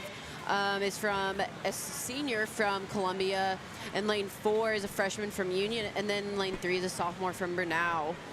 Again, this should be a close race. That we will see them kind of split off a little bit, but between lane 3 and lane 5, it should be pretty close to see kind of where they're at. And we will see the cue cards down at the end. Those are our counters for this morning. Again, those cue cards are there to help the swimmers know how many laps they have left or how many lengths they have left of their swim, because 66 lengths of a swim is a lot to count by yourself, especially when you're focusing on the actual technique of your swim. That's extremely tiring to, I mean, I know we joked about it, but that length of a swim Is there some sort of plateau if you're not a professional swimmer or an athlete like this that you break through where it's more like a runner's high and it's not as hard as it seems? Yeah, I mean, typically these distance swimmers that we see in the pool right now, they have some type of almost like swimmer's high. Just like you would get when you have runner's high, you run a really long distance and you just hit that wall where it's like, wow, this is great. And you get that high off of it, and that's what these swimmers are going to experience at some point in time. They each experience it at different times of their race. I got to talk to some swimmers actually before they got into race. Sophie's in lane 4. Again, she's a freshman from Union. Again, another underclassman showing us what she has today and this morning. She actually started swimming when she was 2 years old, but then she took a break when she turned 10. She stopped swimming. She went into other sports. She swam some gymnastics, played a couple other sports, but then she got back to swimming when she was 14 years old, and she stuck with it, and now she is swimming collegiately. She's also a breaststroker, though, which is super interesting to see how these swimmers will actually cross over into different strokes and different distances, because she actually just got done swimming this morning the 200 breaststroke. So she's already swam a little bit this morning, and now she's getting ready to swim a mile. Absolutely crazy to be able to see that. But I got to also talk to Bailey from Bernal. Bailey is currently in lane 3 swimming for Bernal. She's a sophomore there. She's a nursing student, so she has a lot going on in her outside life of being an athlete and getting ready to become a nurse as she goes through her years. She is also a mid-distance swimmer. She's swam the 200 freestyle. She swam that yesterday, and now she's swimming the 1650, and then on Thursday she swam the 500. So again, another athlete that has crossed over. Her main stroke focus is freestyle, but again, she is kind of all-around athlete, being able to swim mid-distance and a distance event.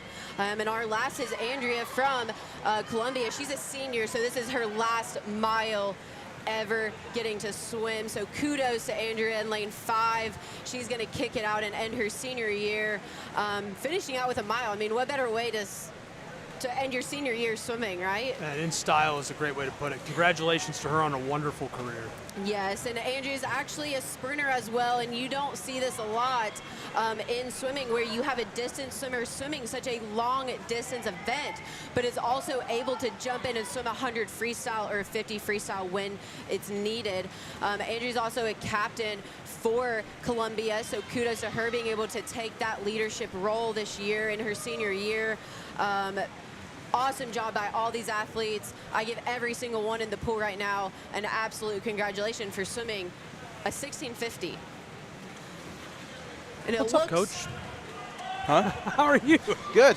Coach snuck up here on us, joining us in the bleachers, the booth, whatever you want to call it for this. Yes, Ryan is with us. Ryan is our operations supervisor here at Kingsport Aquatic Center. He has past coaching experience. So, Ryan, fill us in on what is the kind of tactic that a coach would use for a 1650 for the swimmers? Yeah, really kind of difference of opinion on that as to what's the best way to do it. Obviously, with such a long event, you know, these swimmers are swimming anywhere from 15 to 20 minutes on this event. So they are swimming for quite a bit constant. So you either want to have a good pace that you can hold over that whole time, or you know, you can try to negative split the race where your second half is faster than your first. I've also seen some swimmers where they will descend, getting faster each 500 segment of the 1650, and then that last 150 is just whatever you've got left to try to get that last 150 knocked out as quickly as you can. But again, you still want to start off a little bit quick in the beginning to kind of get into your pace. If you start off too slow in the beginning, you may not be able to get into the pace that you want to get into. So it'll be interesting as we go along here. Notice that they are using counters to let the swimmers know where they're at. Coaches communicate with their swimmers as to how they're doing as far as their pace. If they need to pick up their legs or whatever, you may see some swimmers moving those up and down or side to side. Depending on the swimmer and the coach, each one of those movements does signify, hey, pick up your legs or pick up your arm tempo or whatever they've communicated between each other on that one. So really no wrong or right way to swim a mile. It's kind of however you want to swim it and what works best for you.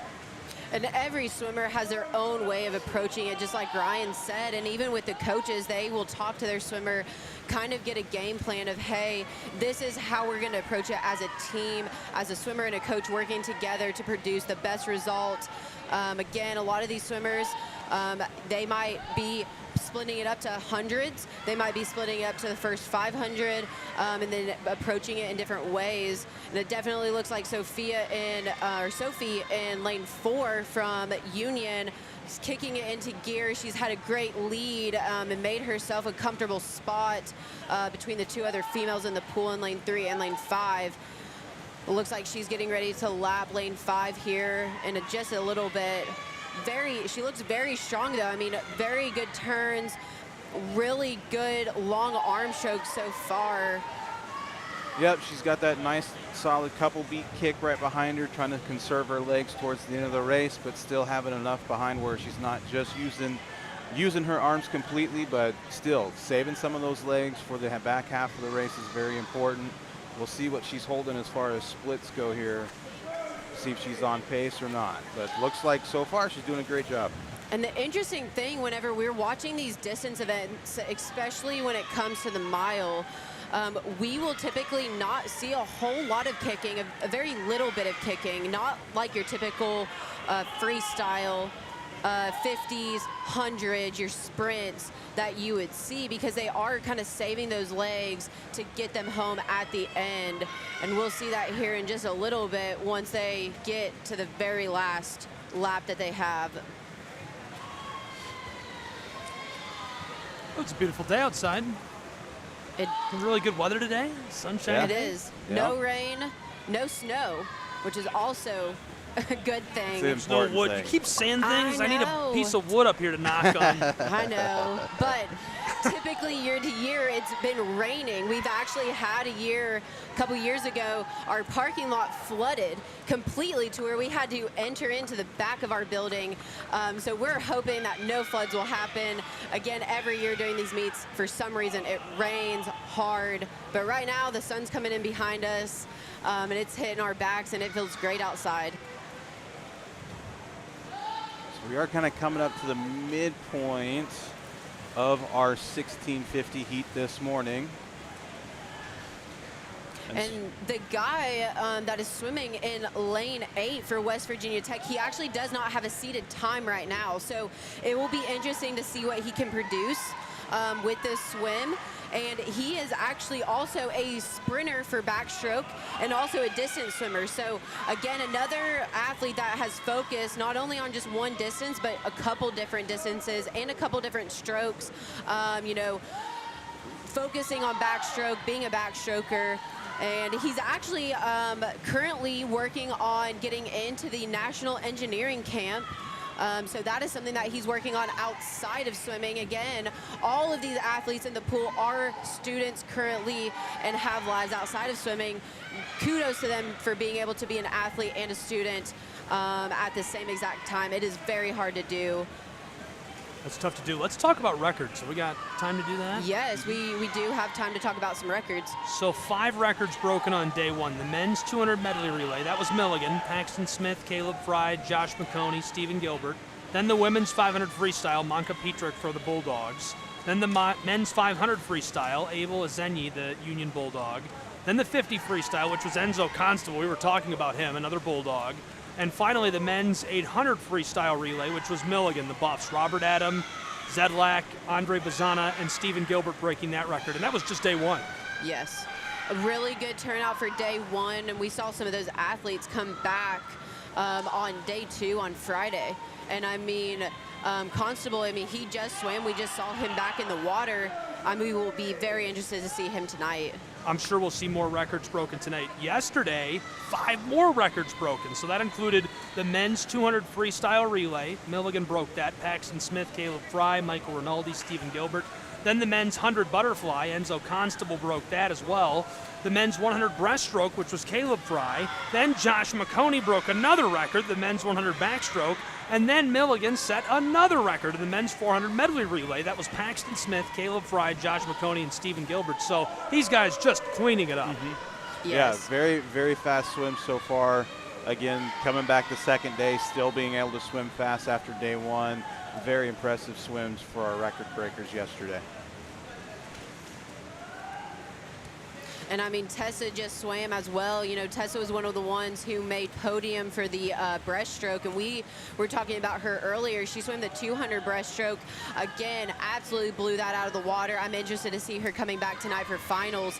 As a senior, it has to just be really exciting for her to have some good swims. I think finals will be very exciting for her to see her swim again and see what she can put in the water tonight.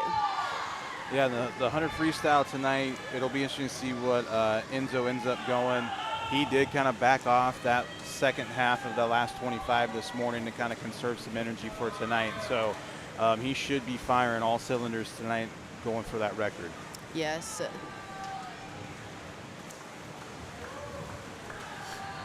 And don't forget, with the mile swim, this is a timed final event. So there is no prelim and finals.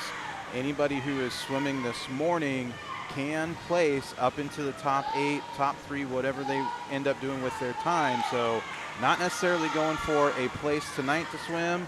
You're going for a time to get you moved up in places and to score more points for your team. A little bit different with the 1650 as the other events that you've seen up to this point in the meet, with it being a timed final and not a prelim final individual event. And sometimes it is hard to do that, to go from a prelims finals type of meet, but then have to change your brain over to, okay, now this is timed finals. What I swim right now is counting towards points for my team, and I'm not going to know what that looks like until the very end of the night whenever we swim that 1650, and that can kind of be nerve-wracking too. So, you know, they have that unknown where they have to leave everything they have out this morning, and they have to be mentally prepared for that as well, and physically prepared too. Big fan of not swimming 2 miles. Yes. Yes, I think all of them are happy that they do not have to swim 2 miles, one in the morning, one at night.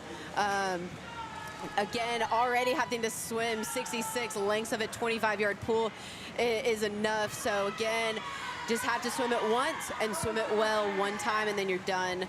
But again, looking at lane 4, really nice pacing right now. Ryan, do you have pacing for lane 4? Yeah, she's been holding 36s and 37s. So I'm expecting her to maybe pick it back up and get back down to the 36s on her 50s, because she has been hitting 37s the last few. Just guessing off of what I'm seeing here, I think 36s is what she wants to hold, if not a little bit faster here. The last, we're under 500 yards to go here. Yep. And again, that's just such a tactic that you have to have both as a coach and a swimmer. I mean, to be able to hold a pace. And again, these swimmers don't have any clock on them. They cannot wear watches. They don't have a pace clock to run off of on the side. It's really just the signals that they're getting from their coach and the individual at the end of the lane that's using that counter to be able to tell them, hey, you need to pick it up. Or, you know, right now lane 4 is saying move. She's pushing that card up and down, saying, hey, you're going too slow. We need to increase our speed. Which again, lane 4, she's tired. You can tell. I mean, she's feeling it at this point. Yep, she is, which, you know, hard not to feel it over a 1650, but these distance swimmers train immensely during practice. They work on their pacing over and over and over, try to repeat that for a very long time. So it's just kind of last day of the conference meet, got to dig down deep and find what you got left to finish it off, and she's out. Yes, and again, I mean, they have practiced this over and over again. She has swam a mile before, probably a couple of times in a meet setting to prepare her for this day, and all of them for this day. And before, Ryan, we were kind of talking about, have you as a coach ever experienced a swimmer, you know, when you're running long distances, you typically experience like a runner's high. Do swimmers, do you believe that they experience kind of like a swimmer's high when they're doing long distance? Yes, yeah, they do, especially if you get into your groove and you just kind of keep going. I've experienced it as a coach. I've also experienced it as a swimmer myself. You get into the groove and not necessarily really feeling what your pace is. I've seen swimmers outswim their pace by a couple of seconds, and they keep going and they hold it, and it works out just fine. I've seen it go the other way where they get too quick, and then they come back to the average and come back to earth a little bit. But yeah, that runner's high is definitely a thing that swimmers experience. See it more in the championship meet environment when they're rested and tapered and shaved down. They've got their fast suit on, is when that kind of, I see that more then than just a normal dual meet or in-season meet. Amazing. And it looks like we're coming down to the wire here now. Last couple laps to go. Under 10 passes remain for lane 4. Sophie Del Rinken Eldana. And our male swimmer down here in lane 7 has been working on picking up his pace. Yes, and he has one to go after this. We're going to hear Bruce ringing that bell for him, and that bell just signifies, hey, this is your last lap. Bring it home. Yep, you see the legs getting really kicked in now. He was starting to pick up on those at 50 before this. He's trying to bring it home as best he can here, finish off nice and strong. Very strong legs and arms after swimming so far. Great job by lane 7 from West Virginia Tech as he comes in strong to the wall. And it looks like he will place first for his current heat. We'll kind of see later where he places, because the men have another heat later tonight, but he clocked an 18:22.29, and he did not have a time written down. So, I mean, bravo for him being able to secure a time.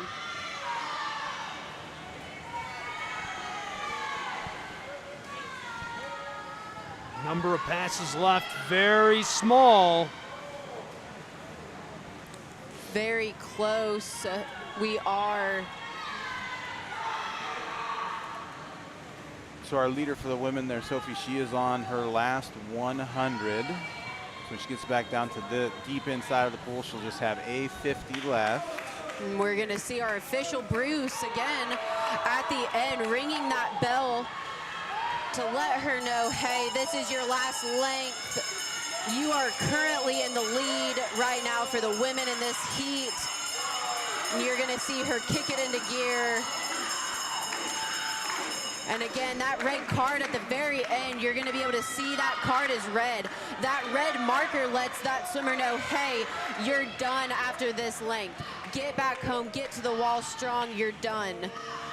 You saw the teammate moving that card up and down, just trying to help encourage as much as they can to show them, hey, you've got one more 25, finish it off nice and strong. And we hear that crowd going, bringing her home. What a great swim. Nicely done for lane 4. Again, swimmer from Union. She's actually a freshman. Again, another underclassman, just absolutely cranking it out this weekend. Also in the final 100 for lane 5.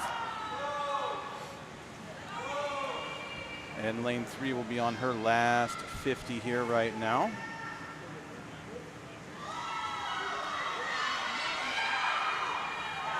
And Sophie clocked the overall time of a 20 minutes, 5 seconds, and .04. Nicely done. So again, we'll see how that time shakes out later this evening to see if she can move up in spots or kind of stay where she's at. But you've got to swim the race to see where you end up. Can't just bank on what you do this morning. Right. And here comes the Bernal swimmer, sophomore, in lane 3, ending her mile. Very nicely done by lane 3.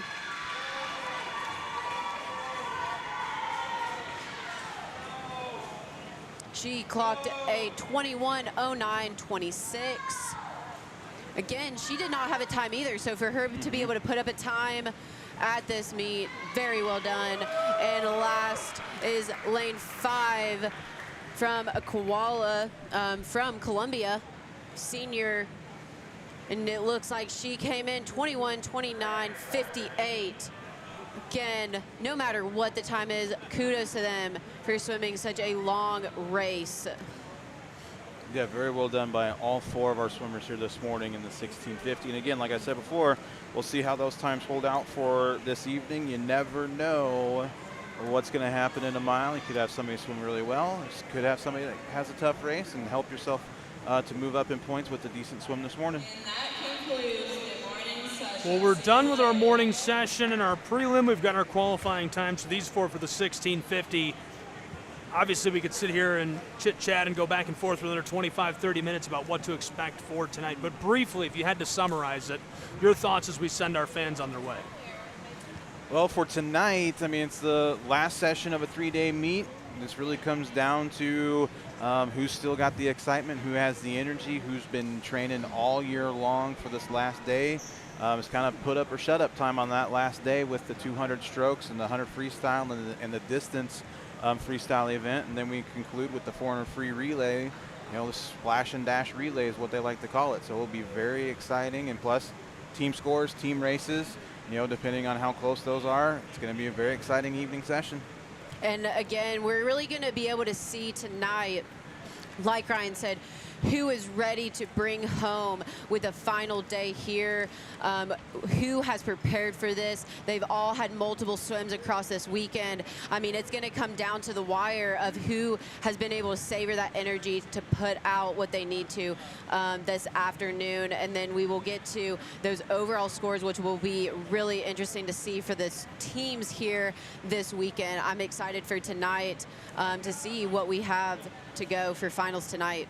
Well, fantastic. I really appreciate you two joining me yet again. A lot of fun this morning and looking forward to this evening.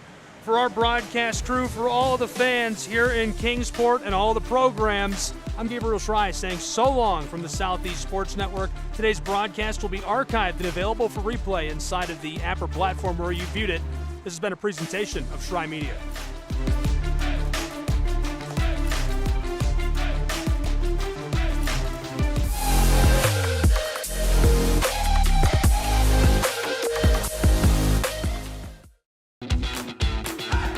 Welcome to SESN, your ticket to the front row of the sports world, covering local, regional, and national events.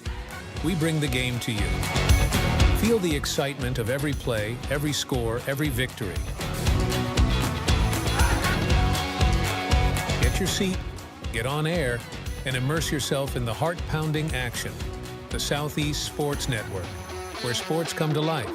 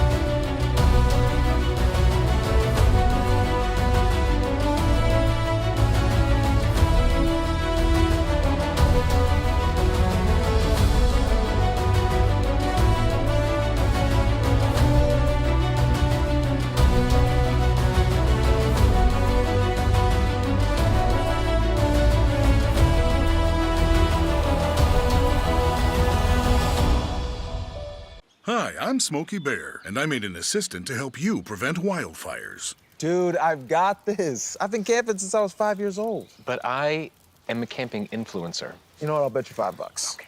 Assistant Smokey, what is the best way to put out a campfire? To put out a campfire, drown with water, stir, drown again, then make sure the fire is out cold by feeling with the back of your hand. Wait, really? I'll take the $5. Hi, I'm Smokey Bear, and I made an assistant to help you out, because only you can prevent wildfires. Hey, Assistant Smokey Bear. Call me Papa Bear, because I'm grilling up dinner. Do you get it? Yes, good job. So, what should I do with all these coals? Don't just toss them out. Put them in a metal container because those embers can start a wildfire. I understand. The stakes are high. Ha ha ha ha. See, Smokey thinks I'm funny.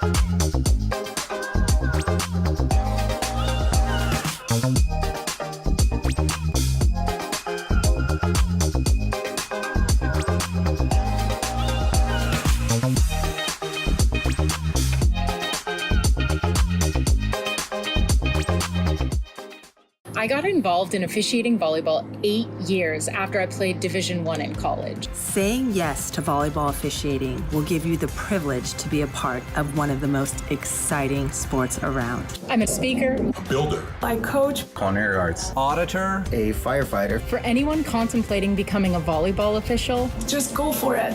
Take the plunge. Open the door. Say yes to officiating. Learn more about how to get involved at sayyes2officiating.com. For every generation, it has started with the call to serve. Discovering the purpose and the belonging earned with the title. Learning to dig deep and push through adversity together. Defending our nation and its people. It is a life of great worth and reward. But Marines are never really finished serving. Their commitment comes full circle, visible in communities across our country. This is Semper Fidelis, always faithful, always Marine, marking a path for the next generation.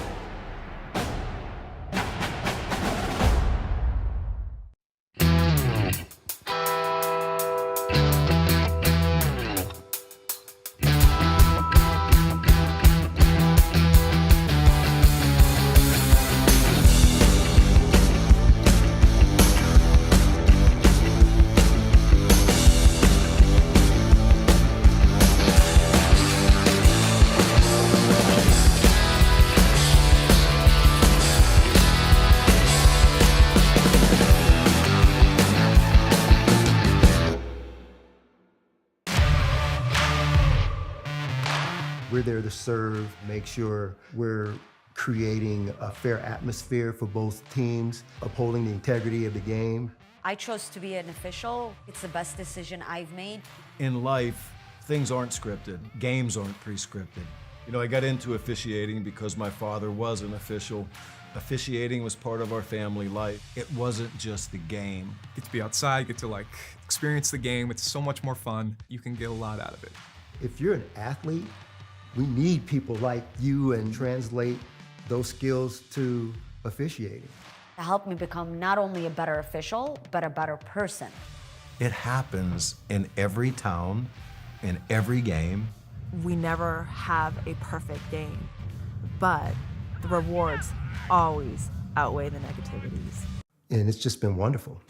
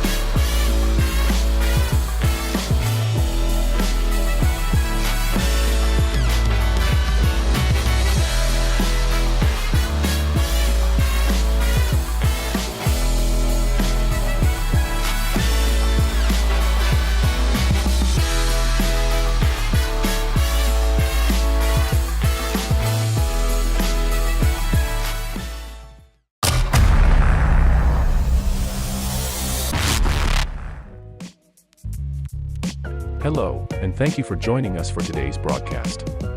This broadcast is a product of Shry Media, LLC. Unauthorized use, sale, or redistribution of this media in any form is strictly prohibited without the express written consent of Shry Media. Radio and television mediums are encouraged to reach out. Thank you for tuning in.